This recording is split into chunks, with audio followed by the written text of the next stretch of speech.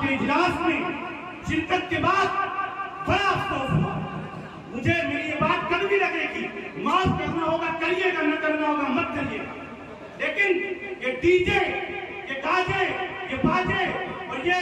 जो शोर शराबा है और किस तरह सहाबा इकराम के नारे और उसके बाद उलमाए देवबंद के नारे लगाए जा रहे हैं, उलमाए देवबंद की पूरी जमात और मैं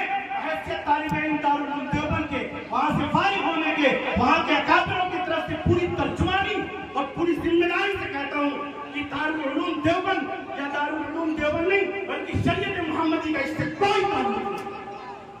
ताल्लुक नहीं है। लेकिन अफसोस इन बच्चों पे नहीं है जो ये कर रहे हैं, अफसोस हमें अपने ऊपर है, हमें अपने उलमा के ऊपर है, हमें इस इलाके के जिम्मेदारों के ऊपर है, हमें इस अंजुमन के ऑर्गेनाइजरों जो लोग ऑर्गेनाइज कर रहे हैं